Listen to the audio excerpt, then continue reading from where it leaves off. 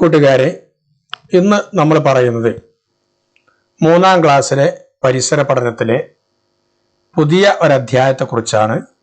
ഇന്നത്തെ ഓൺലൈൻ ക്ലാസ്സിൽ നമുക്ക് 6ാമത്തെ അധ്യായമായ നന്മ വിളയിക്കും കൈകൾ എന്ന് പറയുന്ന ഈ അധ്യായമാണ് ഇന്ന് നമുക്ക് എടുത്തിട്ടുള്ളത്. ഈ പാഠഭാഗം നിങ്ങൾ ഒന്ന് നന്നായി വായിച്ചു നോക്കുക. ഇതിന്റെ പ്രവർത്തനങ്ങളാണ് നമ്മോട് ഇന്ന് ചെയ്യാൻ ആവശ്യപ്പെട്ടിരിക്കുന്നത്. നമുക്ക് ഏതൊക്കെ പ്രവർത്തനങ്ങളാണ് ഇന്ന് നമ്മോട് ഇതിൽ ചെയ്യാൻ ആവശ്യപ്പെട്ടിരിക്കുന്നത് എന്ന് നമുക്കൊന്ന് പരിശോധിച്ച് നോക്കാം. ഇതിൽ 1ാമത്തെ പ്രവർത്തനമായി നമ്മോട് ചെയ്യാൻ ആവശ്യപ്പെട്ടിരിക്കുന്നത് നിങ്ങളുടെ പ്രദേശത്തെ തൊഴിലുകൾ കണ്ടെത്തി എഴുതുക എന്ന ഒരു പ്രവർത്തനമാണ്. Which are the occupations in your locality. നിങ്ങളുടെ പ്രദേശത്ത് എന്തൊക്കെ തൊഴിലുകളുണ്ട് എന്ന് കണ്ടെത്തി എഴുതുക എന്നാണ്. 2ാമത്തെ പ്രവർത്തനം നമ്മോട് ആവശ്യപ്പെട്ടിരിക്കുന്നത് നമ്മുടെ പ്രദേശത്തെ തൊഴിലുകളും തൊഴിലെടുക്കുന്നവരും എന്നുള്ള പട്ടിക പൂർത്തിയാക്കാനാണ്. Complete the table in your text book regarding the occupations. ജോലിയുമായി ബന്ധപ്പെട്ട ഒരു പട്ടിക തന്നിട്ടുണ്ട്, text ബുക്കിലുണ്ട്.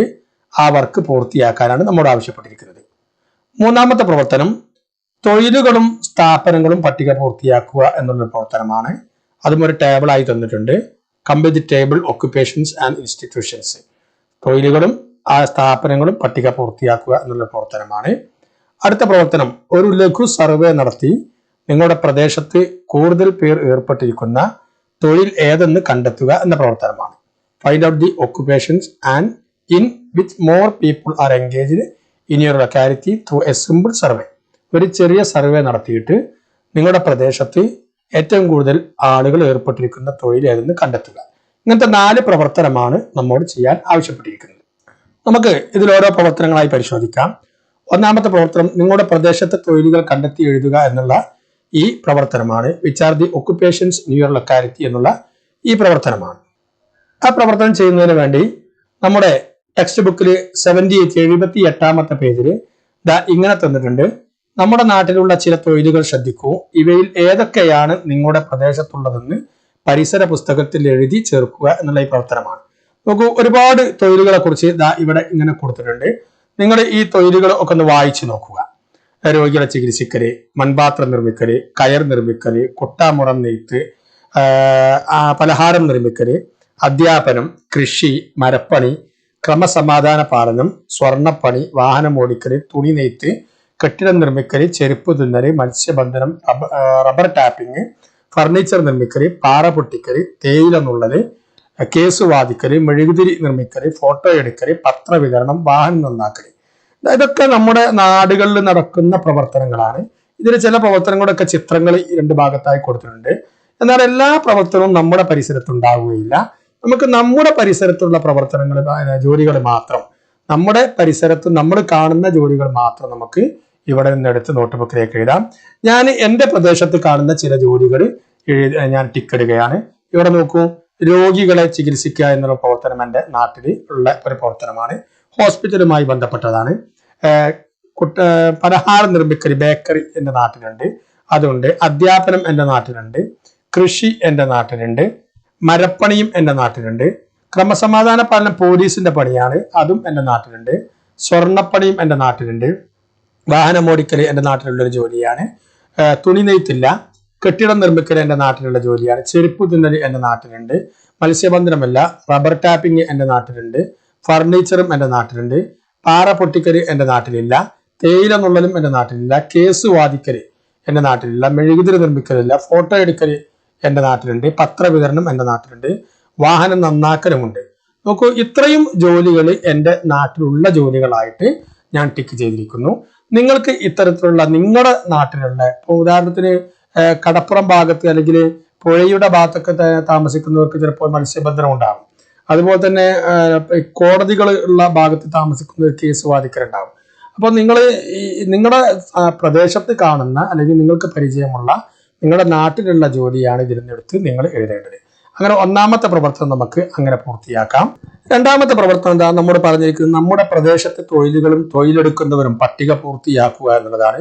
Complete table in your text book regarding the occupations. ഇതുമായി ബന്ധപ്പെട്ട് നമ്മൾ ടെക്സ്റ്റ് ബുക്കിൽ തന്ന ഒരു ഒരു പട്ടികയുണ്ട്, ടേബിൾ ഉണ്ട്. ആ ടേബിൾ പൂർത്തിയാക്കാനാണ് ആവശ്യപ്പെട്ടിരിക്കുന്നത്. നോക്കൂ, ഇതാണ് ആ പട്ടിക.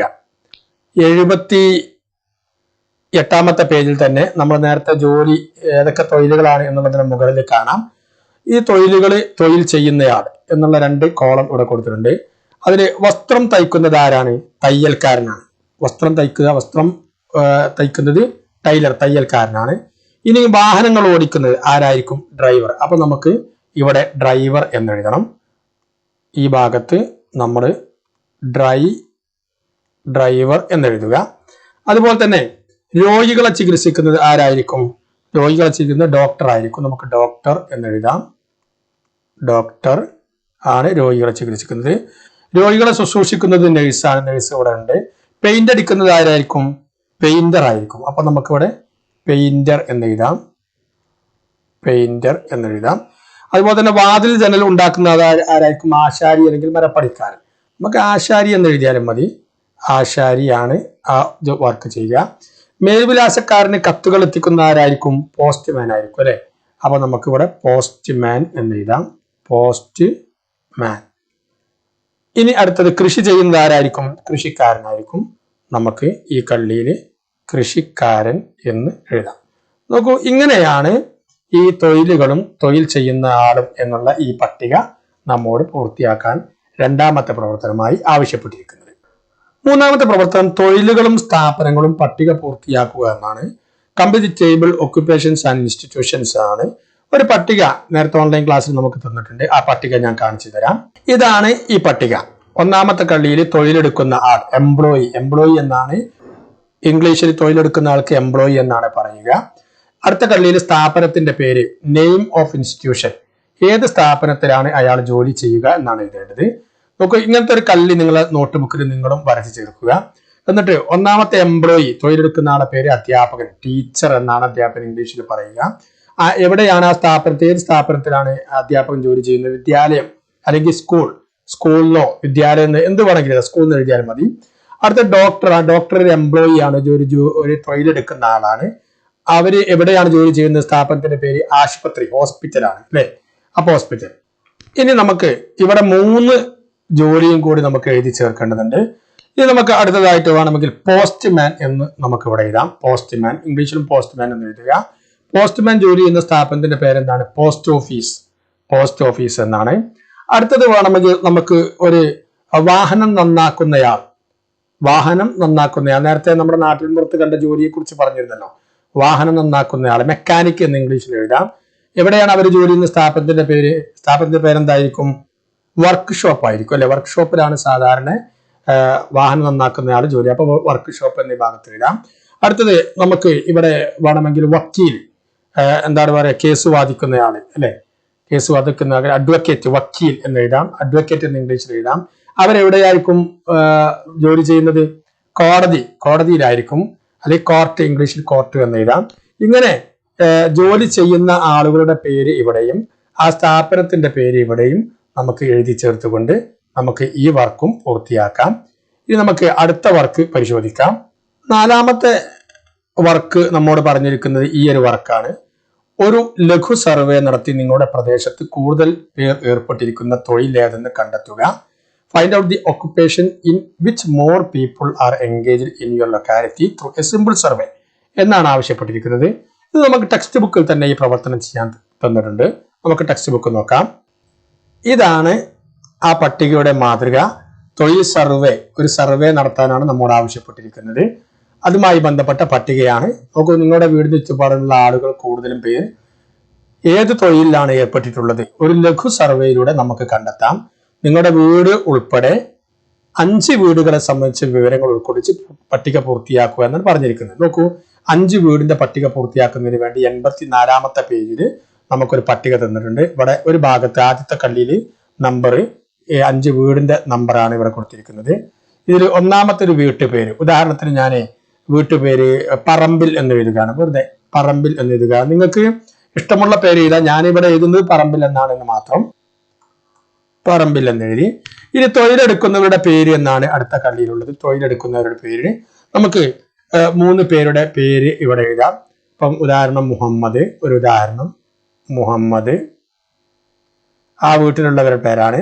പിന്നെ കബീർ, അതുപോലെ തന്നെ സാബിർ. 3 പേര്. ഈ പേര് നിങ്ങളെ പരിസരത്തുള്ള വീട്ടിലെ പേരാണ് എഴുതേണ്ടത്. ഞാൻ ഉദാഹരണമാണ് എഴുതുന്നത്. ഇനി 3 ജോലി, അതിൽ മുഹമ്മദിന്റെ ജോലി ഞാൻ എഴുതുന്നത് അധ്യാപകനാണ്. അധ്യാപകൻ, ആ വീട്ടിലുള്ള ഒരാള് അധ്യാപകനാണ്. രണ്ടാമത് കബീറിന്റെ ജോലി എഴുതുന്നത് ഞാൻ കൂലിപ്പണിയാണ്. കൂലിപ്പണി എന്നെഴുതി. മൂന്നാമത്തെ അവിടെ സാബിർ എഴുതുന്നത് ഓട്ടോ ഡ്രൈവറാണ്. ഞാൻ ഡ്രൈവർ എന്ന് എഴുതുകയാണ്. ഡ്രൈവർ. നോക്കൂ, ഇപ്പോൾ ഒരു വീട്ടിലുള്ള 3 പേരുടെ പേര് ഞാൻ എഴുതി, 3 പേർക്കുള്ള ജോലി എഴുതി.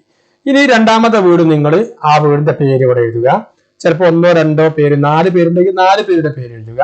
അവരുടെ ജോലിയും ഇതുപോലെ തന്നെ ഇവിടെ എഴുതുക. അടുത്തത് മൂന്നാമത്തെ വീട്. ഇങ്ങനെ 5 വീട് നിങ്ങൾ പൂർത്തിയാക്കണം. 5 വീട് പൂർത്തിയാക്കിയാൽ ഈ നമ്മുടെ 5 വീട്ടിലെയും ആ വീടുകളുടെ പേരും അതുപോലെ തന്നെ എത്ര ആള് അവിടെ ജോലി എടുക്കുന്നുണ്ട് എന്നുള്ള ഈ ഭാഗവും പൂർത്തിയാകും. അതുപോലെ തന്നെ എന്തൊക്കെ തൊഴിലാണ് അവരെടുക്കുന്നത് എന്നുള്ളതും പൂർത്തിയാകും. അപ്പോൾ നമുക്ക് ഈ ഭാഗത്ത് നോക്കിയാൽ എത്ര പേര് തൊഴിലെടുക്കുന്നുണ്ട് എന്നും എന്തൊക്കെ തൊഴിലുകളാണ് അവരെടുക്കുന്നത് എന്നുള്ളത് നമുക്ക് ഈ പട്ടികയിൽ നിന്ന് നമുക്ക് മനസ്സിലാക്കാൻ സാധിക്കും. ഞാൻ മുഴുവൻ എഴുതിയിട്ടുള്ള ഒരു വീട്ടിലെ മാതൃക മാത്രമാണ് ഞാൻ എഴുതിയത്.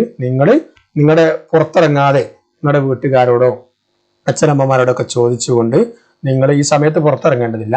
നിങ്ങൾക്ക് നോക്കിയാൽ കാണുന്ന വീട്, ആ വീട്ടിലെ കാര്യങ്ങൾ എഴുതിയാൽ നിങ്ങൾ ചെയ്താൽ മതി. ഇനി രണ്ടാമതൊരു വർക്ക് കൂടി ഇതിൽ തന്നിട്ടുണ്ട്. അതിന് തൊട്ട് താഴെയുള്ള പേജിൽ നോക്കൂ, ശേഖരിച്ച വിവരങ്ങൾ നമുക്ക് താഴെ കാണുന്ന പട്ടികയിൽ ചേർക്കാമെന്നാണ്. നേരത്തെ നമ്മൾ ഇവിടെ ചെയ്തത് ഒരു പട്ടികയിലെ വിവരങ്ങൾ ശേഖരിക്കുക മാത്രമാണ്. പട്ടികയിൽ വിവരങ്ങൾ നമ്മുടെ പരിസരത്തുള്ള 5 വീട്ടിലെ വിവരങ്ങൾ ശേഖരിക്കുക മാത്രമാണ് ചെയ്തത്. ഇനി ആ ശേഖരിച്ച വിവരങ്ങൾ നമുക്ക് ഒരു റിപ്പോർട്ടായി കിട്ടേണ്ടതുണ്ട്.